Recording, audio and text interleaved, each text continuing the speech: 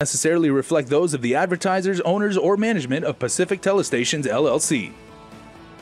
For comments, opinions, and questions, please email Jess Lujan at jessthebuzz@gmail.com.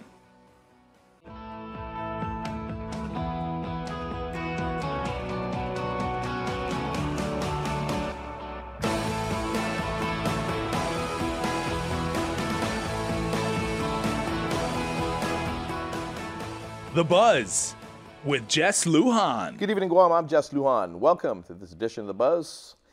So actually, I'm so proud to have and honored to have, of course, Senator Telena Nelson in the studio tonight. Thank you, Senator, for taking time out of your busy evening schedule to be with me tonight. But I want to cut to the chase. And actually, this is the first time you've been on my TV show, right? Yes. Yeah, okay. You've been on my radio show, but again, congratulations on your election.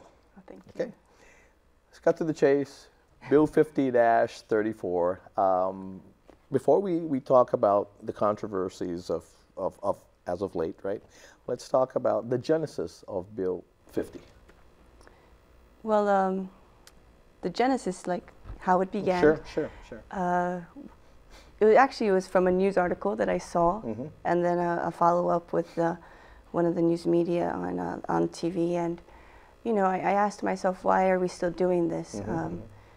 You know, the people of Guam have voted against this numerous times, and how is this casino still operating? How have we not challenged this before? And so, you know, I brought my team in. I said, is there a way that we can, you know, end this casino gambling? And I spoke with them about the addiction of gambling and how there's a lot of members in my family and my friends and, you know, within this island that suffer from this addiction. With further research, we found that it, you know, essentially gambling, an addiction to gambling destroys families. Through the research that I've read, many people have taken their lives. Many people have gone into debt, have lost their jobs, has lost their families. And so I figured, you know, this is something that is hurting our island, and if there's something that we can do about it, then let's try. But let me ask you this, and believe me, I agree with what you say. I'm not a gambler.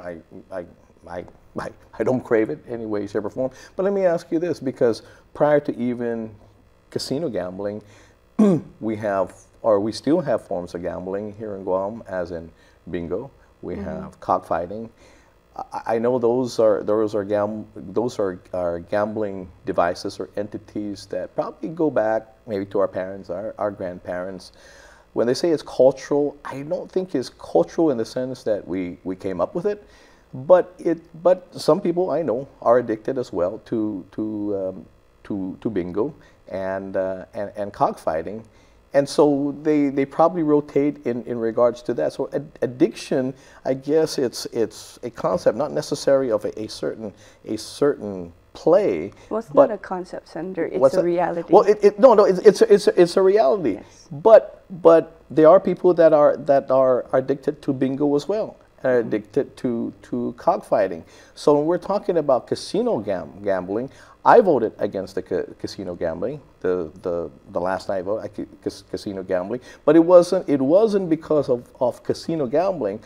It was very honed in to where it was and what they wanted to turn this place into. That's what I voted against. Now, I don't mind people rezoning Hotel Zone to now be reconceptualized. So if somebody wants to build a casino in there, you don't just put it in the ballroom, you implode it, build it, and make sure the families are welcome. You know, like Vegas is now, where Vegas used to be in the past, just strictly casino. Now people can go, there are a lot of family activities. Now I know that gambling, again, I don't partake in it in any way, shape, or form. I don't know how to gamble. So I see your point of view with that. But in regards to people's point of view, is that if we're going to outlaw casino gambling, why don't we just do it? It's either all or nothing. That concept. No, I respect that, and I'm positive that this is something that we can look at in the future. Right now, we want to take it one step at a time. We want to end this casino gambling because essentially I don't understand how this all got mixed in with our carnival in the first place. in Governor Camacho's time, there wasn't a casino, and we were still able to have our carnival and our Liberation Day. So this is something that definitely a measure that we can also look into as well.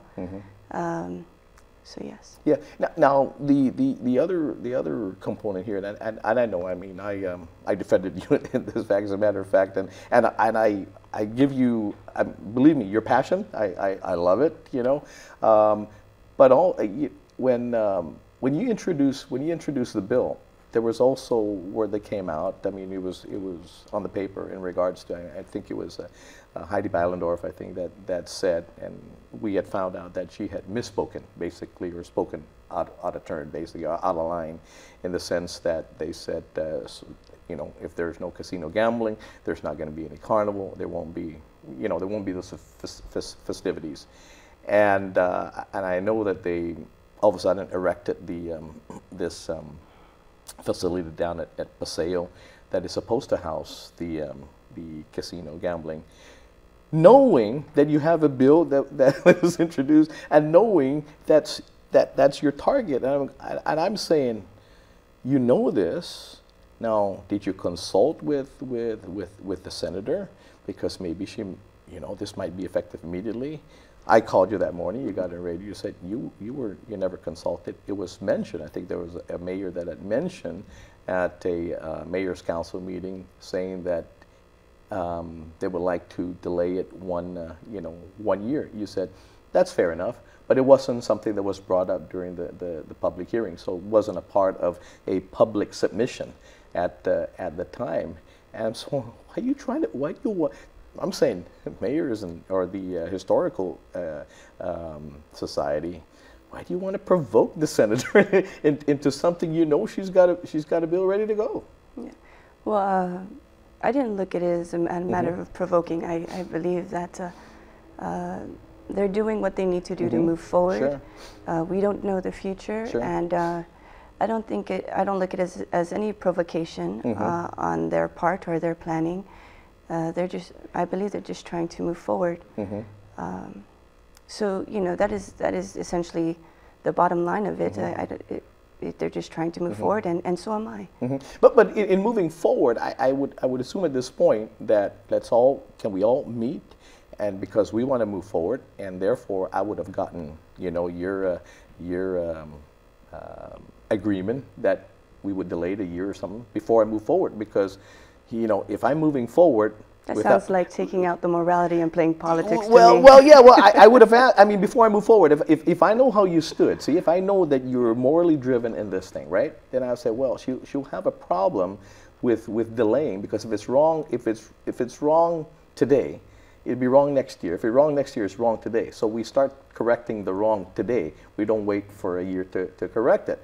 And I know that's your conviction. Okay, I know that's your conviction, but for the folks who wanted to continue moving forward with that, knowing that you have this, I would have said, let's get together, let's get a commitment prior to moving forward, because we don't know. Why are we going to build this when there's a possibility that we're going to have to take it down or not even do it and save the government some money, knowing that? I mean, moving forward is everybody coming together and moving forward in the same step, as opposed to possibly now they might have to, if this bill passes, you have enough votes, it passes, and the governor signs it to law, or it lapses into law, they're not going to have it this go around. So in their part, they should have gotten to you, and they would have known right off the bat that you won't make it effective next year.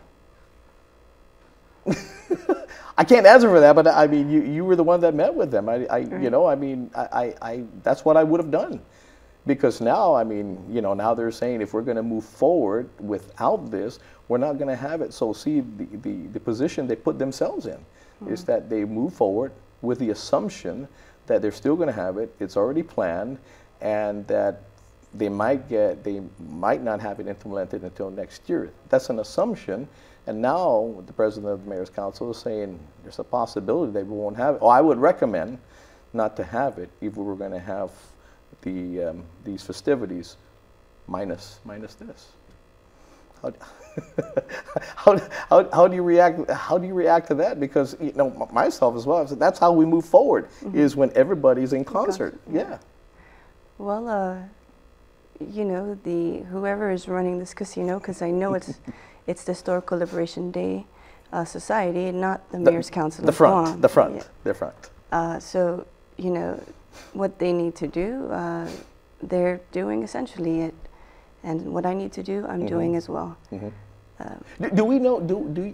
Do you know who is? I mean, I know the Historical Society. I guess they're the front to the organization, but who is the real person or persons or company behind that? Well, that requires a thorough investigation, because in the public hearing, the question was brought up: who's in this society? Who's in this nonprofit organization? Are there mayors that are partaking in the nonprofit organization? And I distinctly remember the response was, there are former mayors in the organization. So, you know, I don't know who exactly are the people that are, or businesses that are behind this nonprofit.